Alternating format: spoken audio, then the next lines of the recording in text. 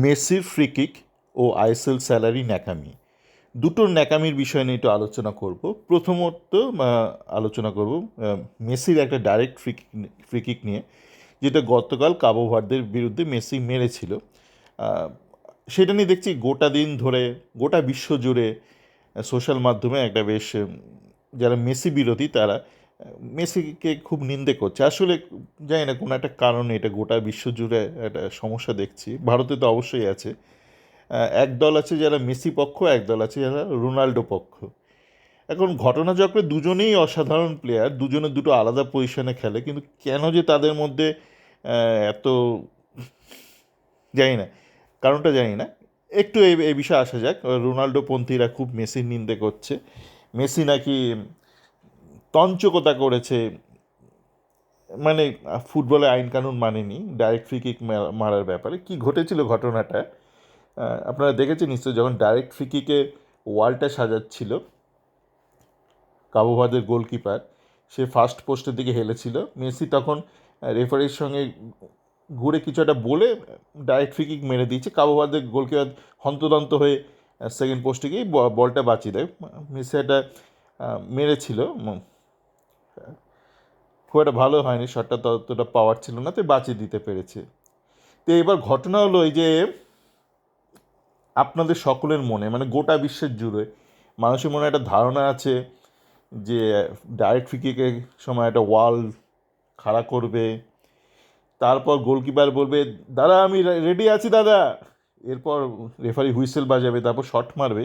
এই এত কিছু দেখতে দেখতে আপনারা অভ্যস্ত হয়ে গেছেন না। এই ঘটনাগুলো কিন্তু কোথাও আইনের নেই। আপনারা যদি ফিফার গাইডলাইনটা খোলেন, রুল বুকটা খোলেন, পেয়ে যাবেন। আমি রুল বুকটা পড়েই বলছি। 13 নম্বর রুল ফ্রি কিক সম্পর্কে, direct free kick, indirect free kick, সেখানে এত কিছু বলা নেই যে ওয়াল হয়ে যাবে, তারপর রেফারি বাঁশি বাজাবে, তারপর শট মারবে, এত কিছু নেই। আমরা কি হয়, আমরা দেখে আসি রেফারি সাধারণত যদি না কুইক ফ্রি কিক হয়, রেফারি খেলাটা দাঁড় করিয়ে দেয়, তারপর রেফারি বাঁশি বাজে, তারপর শট মারে। এটা টোটালি রেফারির সিদ্ধান্ত, রেফারির ডিসক্রিপশন। রেফারি যদি বলে না কিছু করবে না, আমি বাঁশি বাজাবো তারপরে তুমি করবে, সেটা রেফারি নাও করতে পারে। সেক্ষেত্রে যে শট নিচ্ছে সে যদি বলে দেয় যে আমি এবার শট নেবো, রেফারি বলতে পারে হ্যাঁ তুমি শট নাও। এই বাঁশি বাজাবে, তারপর সমস্ত কিছু হবে। এই জন্য কী করে আপনারা দেখবেন, যারা বিচক্ষণ তারা যখন এই ওয়ালটা, ডিফেন্স ওয়ালটা সাজানো হয়, তখন একজন গিয়ে বলের সামনে গিয়ে দাঁড়িয়ে থাকে। সে সারাক্ষণ পেছন ঘুরে দেখতে থাকে, ওয়াল রেডি হলে তখন সে সরে যায়। কেন করে? তার কারণ হচ্ছে এই কারণটা যে আইনে কোথাও এটা লেখা নেই যে তুমি দেয়াল বানাবে, তারপর তুমি বলবে হ্যাঁ গো আমি রেডি আছি গো, তারপর রেফারি বাঁশি বাজাবে। এটা কোথাও লেখা নেই। তো এইটা কাবো ভার্দের যে কোনো কারণে হোক করে এটা মিস করে গেছে। আশা করি ওরা নিয়মটা জানে, কিন্তু হয়তো এক্সাইটমেন্টে নিয়মটা ভুলে গেছিল। এবার আসে যাক স্যালারি বিষয়। বাকি বিষয় এটা নিয়ে আপনার জানতে গেলে ফিফার গাইড বুকটা দেখে নেবেন 13 নম্বরে, ঠিক আছে? এত কিছু লেখা নেই। এবার যে মানে স্যালারি নিয়ে, কালকে আমার পরিচিত এক ইসমাইল ফ্যান বলছে সে নিজে আইটিতে চাকরি করে এই ব্রাইসনকে নিয়ে যে একটা ঝামেলা হচ্ছে।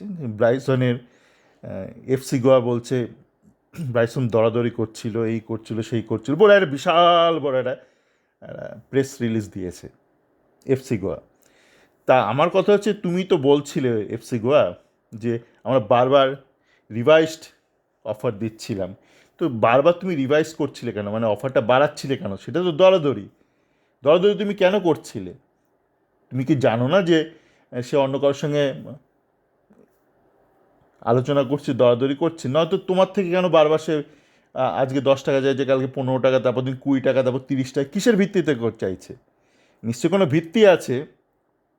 তুমি তো তখন তো দরাদরি করছিলে, তখন তো তুমি বিডিং করছিলে, তখন তো তুমি কোনো প্রেস রিলিজ দাওনি। যে তুমি নিজে বিডিংয়ে হেরে গেলে তখন তুমি বলছো হ্যাঁ বিডিং হচ্ছিল। তুমি তো নিজে বিডিংয়ে অংশগ্রহণ করেছিলে, করনি? 10, 15, 20, 25, তারপর তুমি কি আটকে গেলে? তো তুমি 10 থেকে 15 কেন লাফালে? সে নিশ্চয়ই বলেছে 10-এ আমি যাব না। তুমি 15 থেকে 20 কেন করলে? সে নিশ্চয়ই বলেছে 15-তে আমি যাব না, আরেকজন আমাকে দিচ্ছে 16 টাকা দিচ্ছে। 20 থেকে 25 কেন করলে? নিশ্চয়ই ও বলেছিল 20-তে কেন যাবো, কেউ আমাকে 21 টাকা দিচ্ছে। তো তুমি তো জানতে বিডিং হচ্ছে, এখন তুমি বিডিংয়ে হেরে গিয়ে এখন ন্যাকামিটা করছো। তো এরকম অনেকেই বলে, ইসমাইলের প্রচুর ফ্যানরা বলে, প্রাক্তন খেলোয়াড়রা বলে, নিতু নিজে বলে, আমার সাথে যেই ইসমাইল ফ্যানটির কথা হচ্ছিল সে বলছে এত স্যালারি কেন হবে ইন্ডিয়ান প্লেয়ারদের। আমি বলি কি, ইন্ডিয়ান প্লেয়াররা খারাপ মেনে নিলাম, সত্যি তারা খারাপ, তাদের স্যালারি কত হবে সেটা তো তারা নিজেরা নির্ধারণ করছে না। মানে তুমি দিচ্ছ বলেই এটা তার স্যালারি, তারা তো তোমার মাথায় বন্দুক ঠেকাচ্ছে না। আজকে নিতু বলতেই পারে যে এই খেলোয়াড়টার মূল্য 50 লাখ টাকার বেশি নয়, এ কেন 1 কোটি টাকা চাইছে, বলতেই পারে। তাই নিতু যখন বলছে এর মূল্য 50 লাখ টাকা নয়, 50 লাখের বেশি নয়, সে কিসের ভিত্তিতে বলছে? তার মানে নিশ্চয়ই তার কাছে আরও একটা প্লেয়ার আছে যে 50 লাখ টাকায় পাওয়া যায়, যে ওরকম খেলা খেলতে পারে, তাই না? আপনি কেন বলবেন যে এর মূল্য 50 লাখস? তার মানে কি আমি তোমায় নেব না, আমি 50 লাখসে আর একটা প্লেয়ার পেয়ে যাব। যদি তুমি না পাও 50 লাখসে, তখন তুমি 55 করবে, তখন তুমি 60 করবে। তুমি একটা প্লেয়ারকে 2 কোটি 1 কোটি দিচ্ছ কেন? নিশ্চয়ই অন্য কেউ তাকে 90 লাখ অফার করছে তাই দিচ্ছ। তো পুরো স্যালারি ব্যাপারটাই একটা কনসেপচুয়াল, মানে ডিমান্ড সাপ্লাই ভিত্তিতে, এর কোনো মাথা মুন্ড নেই। একটা পেন্টিংয়ের দাম কেন 2 কোটি হবে? এটার দাম তো 20 লাখ টাকা হতে পারে। আমি ওই ছেলেটাকে বললাম, তুই যে স্যালারিটা পাস সেটা কিসের ভিত্তিতে পাস? সেটা তো কেউ বলতেই পারে, একটা ফুটবলার বলতে পারে অমুকের স্যালারি আইটিতে কাজ করে, ওর 50% কম হওয়া উচিত। মানে কিসের ভিত্তিটা কি? ভিত্তিটা হলো এই যে এই মূল্যেই বাজারে আরও 4টে প্লেয়ার পাওয়া যাচ্ছে, বা আরও 4টে আইটি প্রফেশনাল পাওয়া যাচ্ছে যে একই কাজ করতে পারে। তো তোমার যদি মনে হয় যে একটা প্লেয়ার এর মূল্য 50 লাখ টাকা, তাই আমি 60 দেবো, তুমি তাকে নিও না। তুমি 50 লাখ টাকা দিয়ে অন্য একটা প্লেয়ার নিয়ে নাও, তুমি নিচ্ছ না কেন? আছে কি নেই আমি সেই ভিত্তিতে যাবো না, কিন্তু তুমি যখন বলছো এর মূল্য 50 লাখ টাকার বেশি নয়, নিশ্চয়ই এটা ভেবেই বলছো যে 50 লাখ টাকা আরও 4টে প্লেয়ার রয়েছে, একে কেন আমি 60 লাখ দেবো বা একে কেন 70 দেবো? তো তুমি তো প্লেয়ারের দামটা নির্ধারণ করে দিচ্ছ, মানে যে গিভার, যে এমপ্লয়ার, যে ক্লাব, তোমরাই তো নির্ধারণ করে দিচ্ছ।